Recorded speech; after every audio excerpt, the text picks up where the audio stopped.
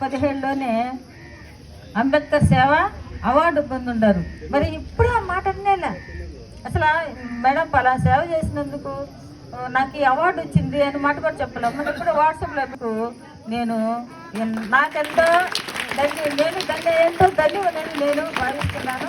కాబట్టి సమయాభావం వల్ల కొద్దిగానే మాట్లాడినాను. కాబట్టి మిగతా టీచర్స్కి మనం కూడా చెప్తా ఉండేవాడిని, సార్ సెలవులు ఎక్కువ పెట్టబడకండి సార్ అంటే ఆయన హ్యాండల్ కొడతాడా చేసే మనస్తత్వం ఉండేవాళ్ళు ఎవరు ఆగుతారా? ఆగరు. ఇది ఇంకా మేడం గారు నాకు ఈ పాపకి అన్నీ నేనే చూస్తున్నాను, ఈ పాపని ఈ స్కూల్లో నేనే జాయిన్ చేశాను అని చెప్పేసి చెప్పాడు. అంత సేవల్ని గుర్తించే 2017లో బైక్లో నేను ఊటుకున్నా కానీ కూల్గా తీసుకోవడం ఒకటి.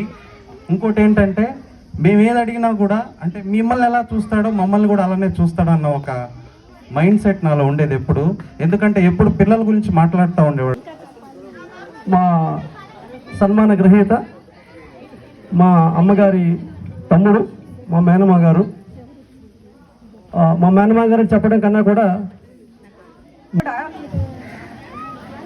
చిన్నపిల్లల మనస్తత్వం, ఎంతో ప్రేమ, తర్వాత విద్యార్థుల కోసం ఎంతో మరి ఉపాధ్యాయ వృత్తికి పేరు తెచ్చిన